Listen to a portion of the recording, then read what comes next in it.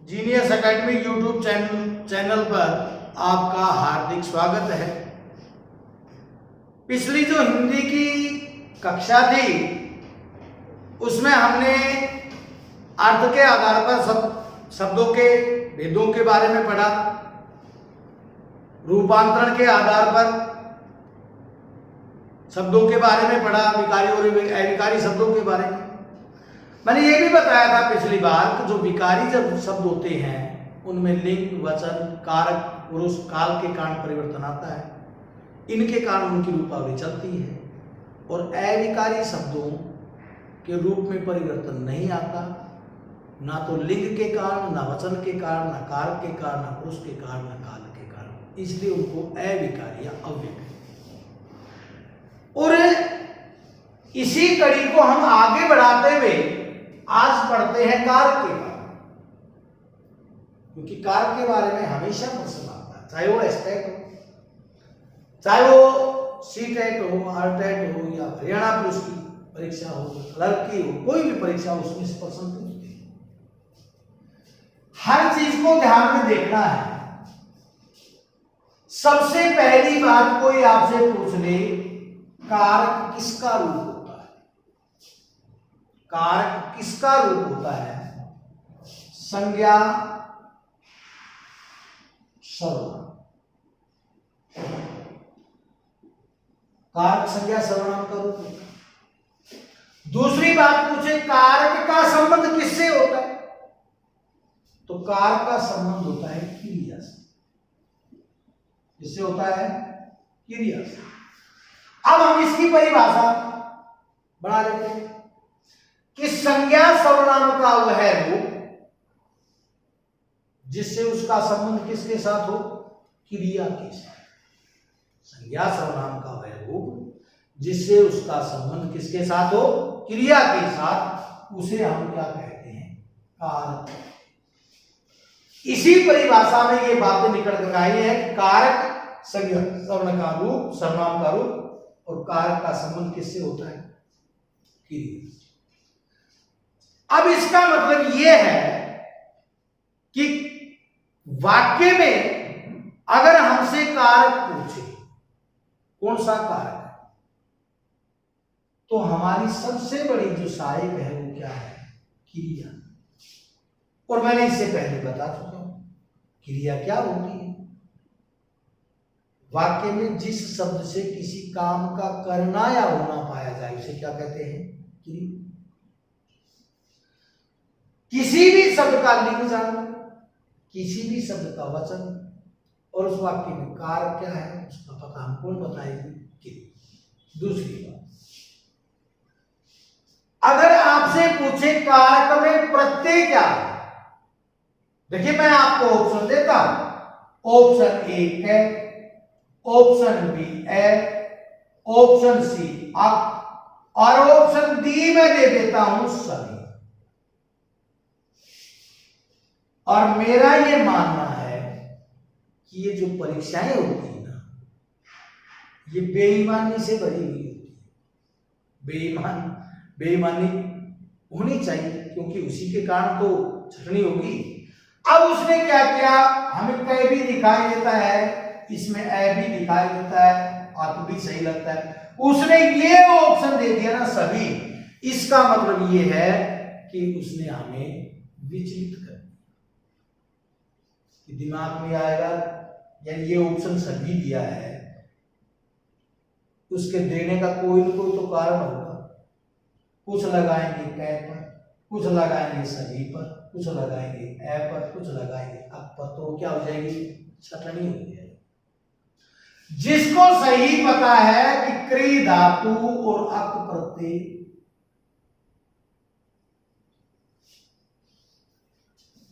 क्री क्या है? धातु। क्री का मतलब करना, अक इसमें क्या है? प्रत्यय। तो वो आसानी से किस पे लगाएगा? अक। तो कारक में प्रत्यय क्या है? अक। कारक में धातु कौन सी है? क्री धातु।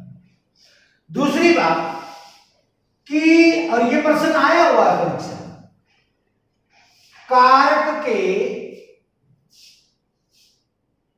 कुल मूल भेद अब आप तक आज तक आप इसके 8 भेद पढ़ते हैं, लेकिन कारक के भेद होते हैं 6। कितने भेद होते हैं? 6। इसका मतलब ये नहीं है कि हमें 6 ही कारक पढ़ने हैं, क्योंकि मैं बार बार आपको ये बताता हूं कि अभी जो हरियाणा कलर का टेस्ट हुआ था उसमें सबसे लास्ट 2 प्रश्न बता था, उसमें हमें एक प्रश्न आया था कि कारक के नाम थे, आगे उनके विभक्ति चिन्ह थे और उनको हमें सुमेलित करना था, मिलान करना था। तो कारक के कितने भेद है? 6। पढ़ने सारे पढ़ेंगे। 6 भेद: कर्ता, नंबर 2 कर्म, नंबर 3 करण, नंबर 4 संप्रदान, नंबर 5 अपादान, नंबर 6 अधिक। ये 6 भी। 2 और हम पढ़ते हैं, एक 7वां संबंध और 8वां है, वो है भाई संबोधन। पढ़ते कितने हम? 8। क्यों? क्योंकि ज्ञान हमें सबका होना चाहिए, क्योंकि जब आगे आप समास पढ़ेंगे, तत्पुरुष समास के जो भेद होते हैं 6: कर्म तत्पुरुष, कर्ण तत्पुरुष, संप्रदान तत्पुरुष, अपादान तत्पुरुष, अधिकरण तत्पुरुष और संबंध तत्पुरुष, तब हमें इसका पता। तो ये 6 भेद होते हैं। कुछ विद्वान इन दोनों को कारक की श्रेणी में नहीं मानते, क्योंकि इनका संबंध क्रिया के साथ नहीं होता। मतभेद है इसमें। जब मतभेद है, इनमें कोई मतभेद नहीं है, इनमें मतभेद है। तो कोई आपसे पूछ ले कारक के कुल मूल भेद कितने, तो कितने बताओगे? 6। पढ़ना इनको भी। दूसरी बात, इनके प्रसर्ग कह लो, चाहे इनको विभक्ति चिन्ह कह लो, एक ही बात। प्रसर्ग भी ध्यान रखें। कर्ता का प्रसर्ग है ने, कर्म का प्रसर्ग है को, करण का प्रसर्ग है से या के द्वारा। आगे ध्यान दे ना, साधन भी लिखा हुआ था, साधन भी लिखा हुआ होता है, लेकिन साधन लिखा हुआ होता है वो क्रिया का साधन। करणकार किसको? क्रिया के साधन को प्रकट करता है, इसका प्रसर्ग नहीं है। संप्रदान का प्रसर्ग के लिए। अगली बात, जब संप्रदान का आप किताब में पढ़ेंगे तो को प्रसर्ग भी दे रखा है इसमें, संप्रदान का को के लिए, लेकिन संप्रदान का प्रसर्ग को नहीं है, के लिए। वो मैं आगे बताऊंगा। को प्रसर्ग कर्म का है। हाँ, कई बार को प्रसर्ग आ जाता है तो वो वहां भी संप्रदान कारक होता है। अपादान का प्रसर्ग होता है से। ब्रैकेट में आपको अलगाव मिलेगा, लेकिन अलगाव इसका प्रसर्ग या विभक्ति चिन्ह नहीं है।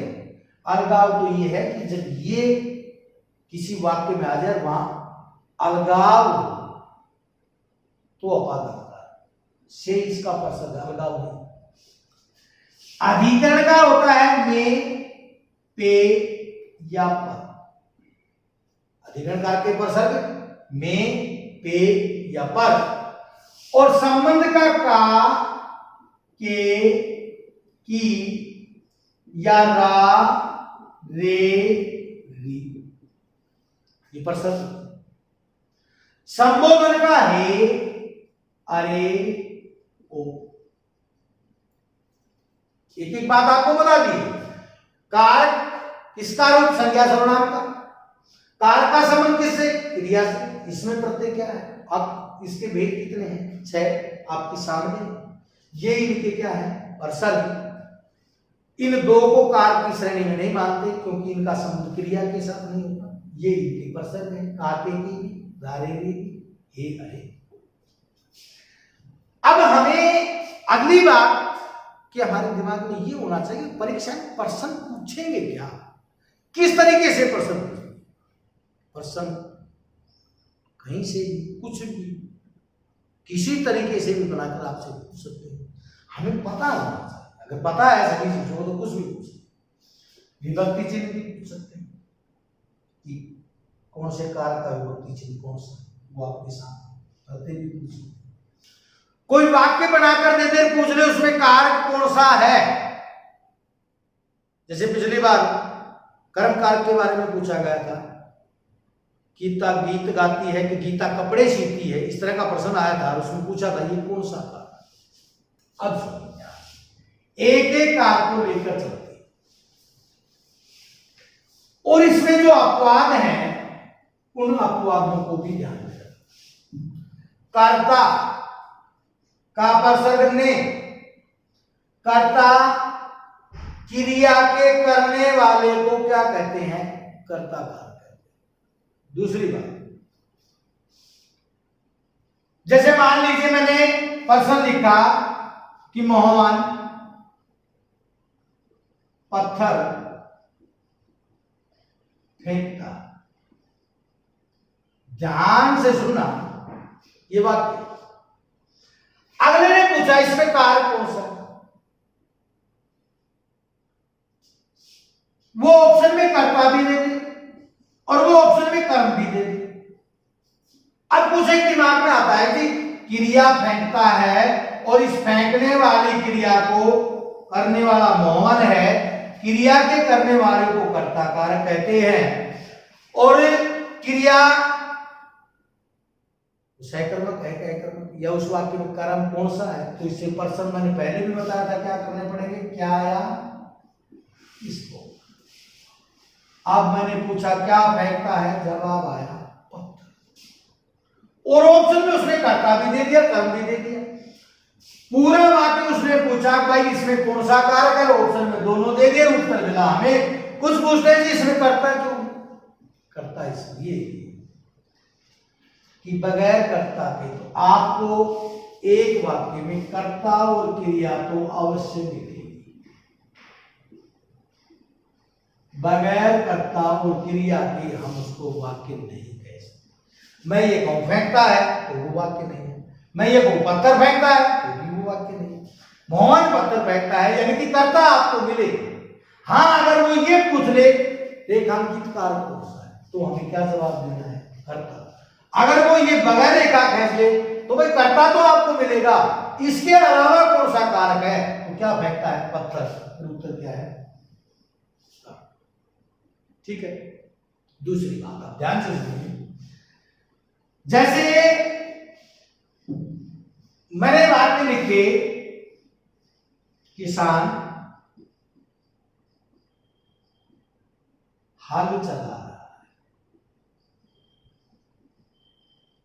ये बात। इसमें आपसे पूछे कर्ता कौन है, किसान। क्रिया का करने वाला कौन है, किसान, ये कर्ता। मोहन ने पुस्तक पढ़ी,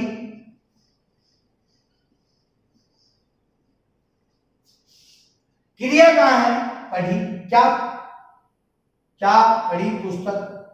पढ़ने ये पढ़ी है किसने की है क्रिया, मोहन। यहां इसके साथ नए प्रसंग नहीं है, यहां इसके साथ नए प्रसंग है, तो जरूरी नहीं है कि कर्ता के साथ नए प्रसंग है। जैसे अध्यापक पढ़ा रहा है, पढ़ा रहा, पढ़ाना क्रिया कौन कर रहा है, अध्यापक। तो ये जो पद है इनको हम क्या कहते हैं, कर्ता कहते हैं। जहां किसान चलाने की क्रिया कर रहा है, मोहन पढ़ने की क्रिया कर रहा है, अध्यापक पढ़ाने की क्रिया कर रहा है, और क्रिया को करने वाला क्या कहते हैं, कर्ता कारक। कर्ता कारक का प्रसंग ने, तो ने प्रसंग कर्ता कारक के साथ। दूसरी, कई बार अपवाद स्वरूप कर्ता कारक के साथ को प्रसंग भी आ जाता है। जैसे मान लीजिए मैंने एक वाक्य लिखा और मैंने ये वाक्य लिखा कि सुरेश को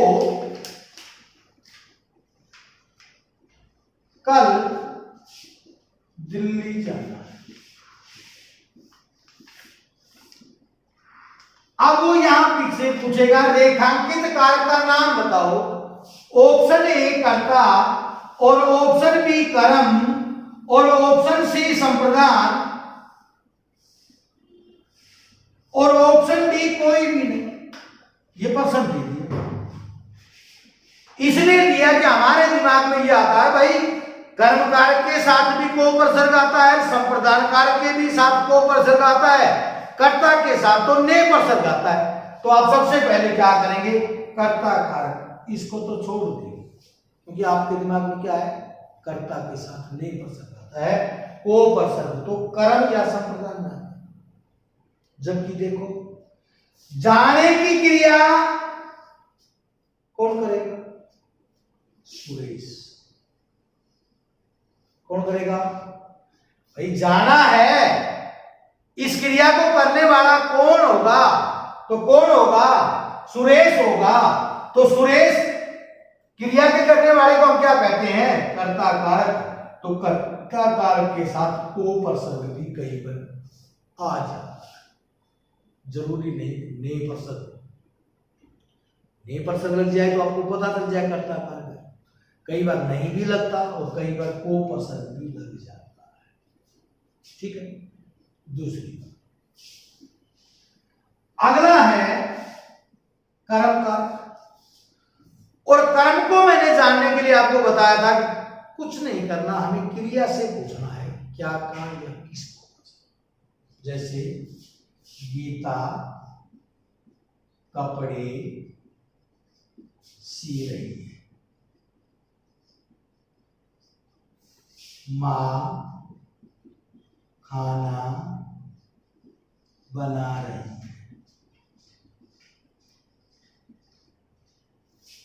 मोहन ने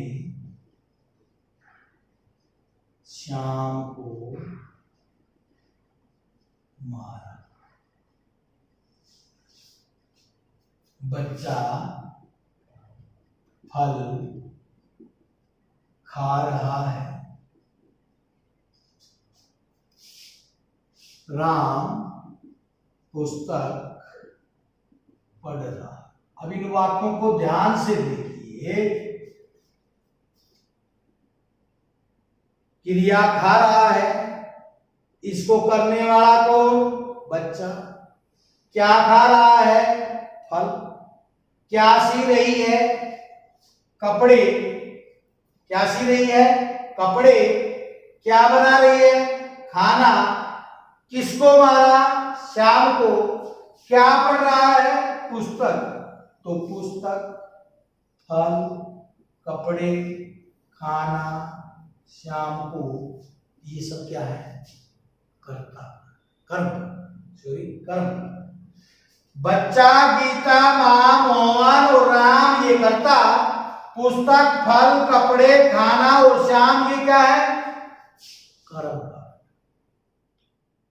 दूसरी बात,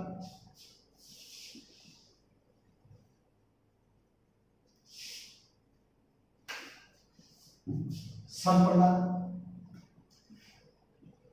संप्रदान का प्रसंग होता है के। प्रसंग तो क्या बताना है आपको, के। क्रिया जिसकी हितपूर्ति के लिए की जाए उसे क्या कहेंगे, संप्रदान का। वाक्य में आपको नजर आए, यहां इस वाक्य में जो क्रिया है वो किसी की हित के लिए, किसी की भलाई के लिए की गई है, तो आपको क्या बताना है, संप्रदान। प्रसर्ग क्या है, के। लेकिन कई बार को प्रसर्ग भी संप्रदान कार्य में आ जाए। अगर ये आ जाए के वास्ते, के निमित्त, के हेतु,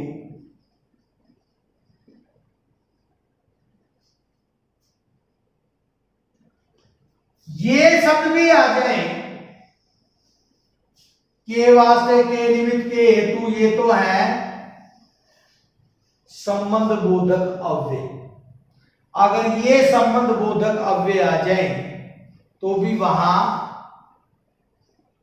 कारक होगा संप्रदान, और कई बार को प्रसंग आ जाए तो भी वहां कारक होगा संप्रदान। जैसे मान लीजिए मैंने एक वाक्य लिखा, राम ने श्याम को पुस्तक दी।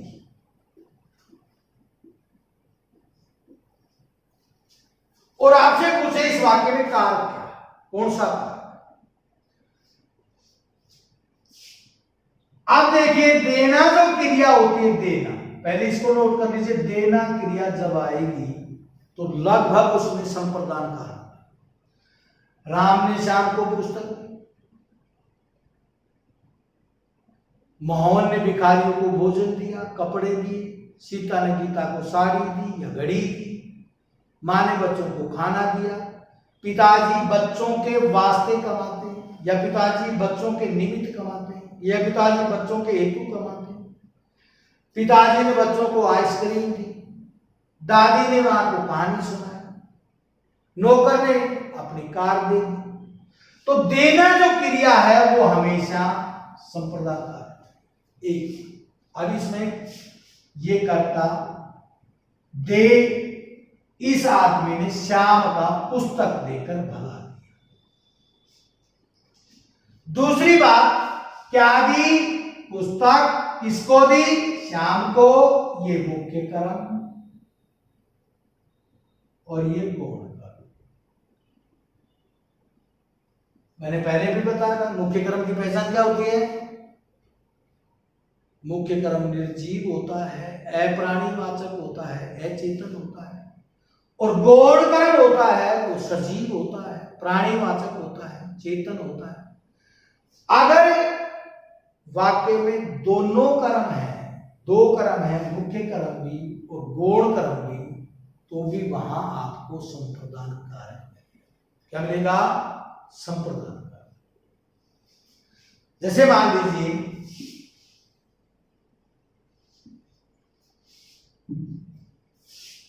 देखिए, मोहन मां की दवाई के लिए दिल्ली गया। अगर आपसे पूछे कि बताओ भाई रेखा खंडी, इस वाक्य में कारक बताओ, तो क्या हुआ? मोहन ने मां का हित किया। यहां क्या है? हितपूर्ति है, के लिए क्या है? प्रसंग है। कारक कौन सा है भाई? संप्रदान कारक। कौन सा कारक है? संप्रदान कारक। जैसे और देखो,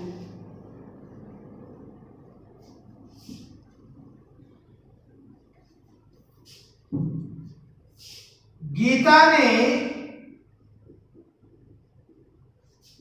बच्चों को कहानी सुनाई। इसमें दूसरी बात, क्रिया कहां है? सुनाना। क्या सुनाई? कहानी। किसको? बच्चों को। गीता करता, यहां कर्म संप्रदान कारक। कर्म इसमें दो, मुख्य कर्म और गौण कर्म। आपसे ये भी पूछ सकता भाई, सारी बातें साथ चलेंगी, आप एक भी बात को छोड़ना मत। अगर इस वाक्य में आपसे कारक पूछे तो आपको बताना संप्रदान। अगर इसमें पूछे क्रिया एक कर्मक है कि द्विकर्मक, तो कितने? मुख्य कर्म और गौण कर्म, तो कितने कर्म हो गए? दो। क्रिया कैसी होगी? द्विकर्मक होगी। लगभग जो द्विकर्मक क्रिया होती है उसमें कारक संप्रदान मिलेगा। दूसरी बात, अगर आपसे ये पूछ ले द्विकर्मक क्रिया में मुख्य कर्म की पहचान क्या,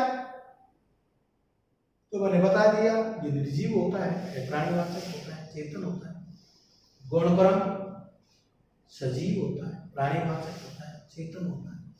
आपसे ये पूछ रहे द्विकर्मक क्रिया में जो गौण कर्म है वो ऑप्शन ए मुख्य कर्म से पहले आता है, ऑप्शन बी मुख्य कर्म के बाद में आता है, ऑप्शन सी कहीं भी नहीं। तो क्या?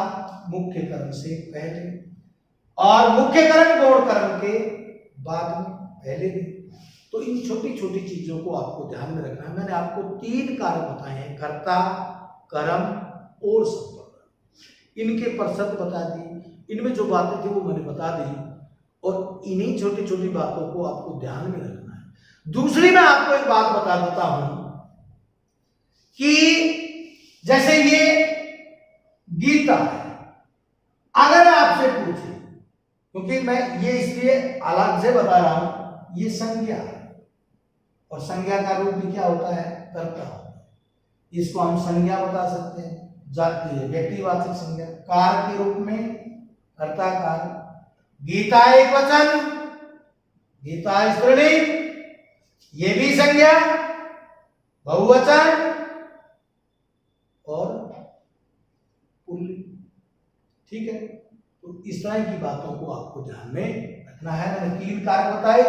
अगली कड़ी में फिर हम पढ़ेंगे करण, अपादान, अधिकरण और समास। जय हिंद।